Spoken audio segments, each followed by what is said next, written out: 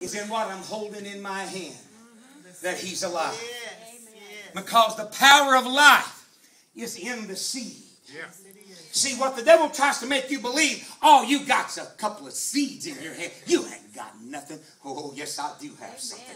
I have the power of God abiding on the end. You see, when you show up here at church, my job is to give you seed. Seed to the sower, bread to the eater. But here's the amazing thing. If you and I are not careful, we'll eat up our seed.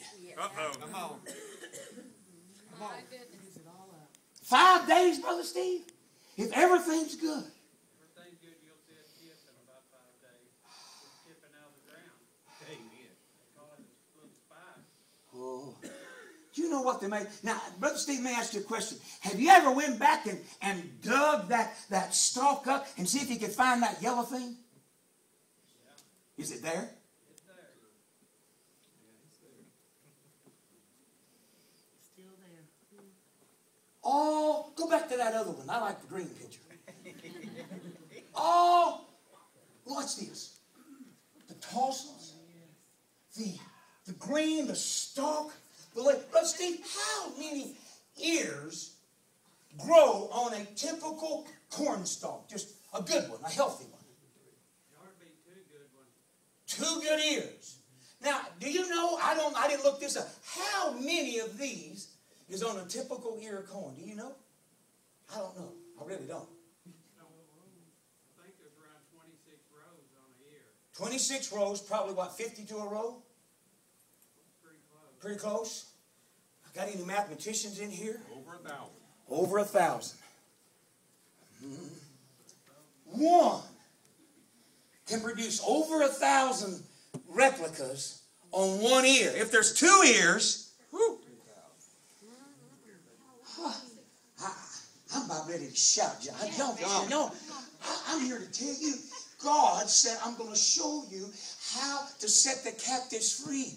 We get in that mindset sometimes. I believe, hear me, I believe in instantaneous miracles and divine manifestations of God. But let me tell you what the normal is. It's in the seed. Yeah. Amen. He taught me that if I plant the seed in that heart and I water it, if I put it in that dirt and I water it, how many knows if I set this kernel of corn and I set it out here where the sun can get it and I keep that soil warm, in about 5, could be 7 days, I don't know, but in a few days, that thing's going to start transforming. Yeah. Here's where we sell the addicts a misconception. Come to our altar. There's enough power here to give you a miracle. Let me tell you what addicts want. They want their deliverance without pain. They want their problems to go away without responsibility.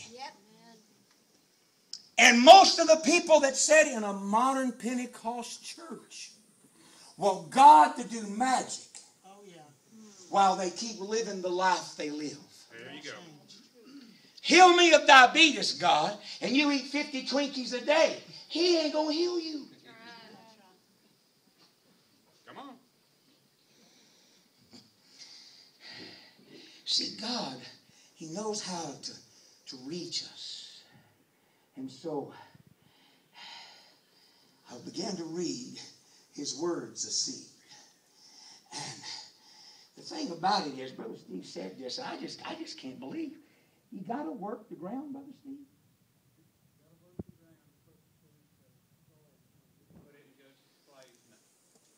What if you plant that corn among all the weeds and all the grass? What if you plant it there?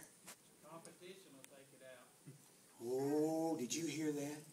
Competition will take over. Oh, you can get some life out of that. Yes, ma'am. Yeah, cucumbers are growing over here. Johnson grass over here. It has nothing to do with Johnson. And then they have back over here crab grass. It has nothing to do with the crowds who sing.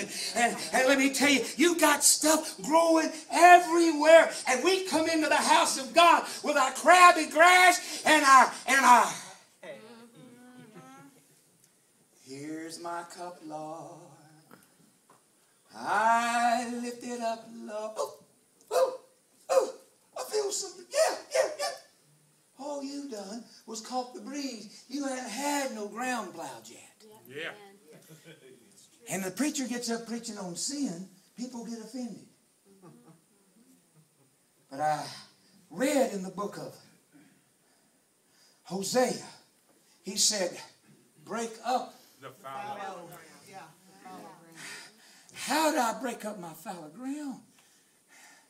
He said in John 3, he said, you can't be born, can't get into heaven unless you're born of the water and of the Spirit. How do I break up that ground? By repenting. Oh God, that grass can never stay here. I'm sorry I let that kookaburra grow in my life, God. I got an attitude against my neighbor. I'm sorry, God. Don't care if he did let that out of my tire. I should not have that hate in my heart. I don't care if that over there did me mad. I shouldn't. You let that kookaburra keep growing. It'll take over your garden. Come on. We want God to bless us.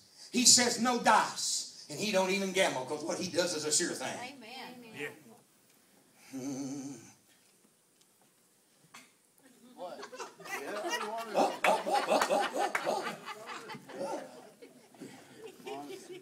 Oh, your arm's getting tired? Come here, Jimmy. Come here. Come here. Johnny, come up here, buddy. Amen. Come over here.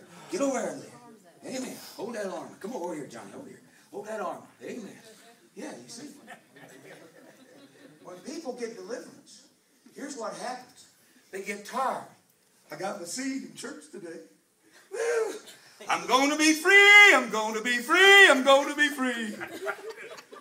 And they go out church singing, I'm going to be free. That's what Sister Lisa sung. I'm going to be free. That's what Brother John preached. I'm going to be free. And they're holding up their seed. But how many knows after a while holding up that seed?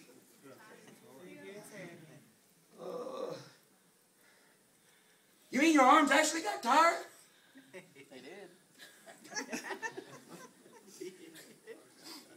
Do you not think when God plants a seed in an addict's heart down here, tells him he can be free, he walks out that door with that seed in his heart, do you think he's going to be able to hold that thing up until there's a germination? No. He's got to have, a Johnny and a Jimmy come along beside you. I tell you what, this thing's a little harder than it's made to believe, son. Let me get under that arm. Let me hold you up because it's going to sprout, but it's going to take it a day or two. He said, go and sin no more.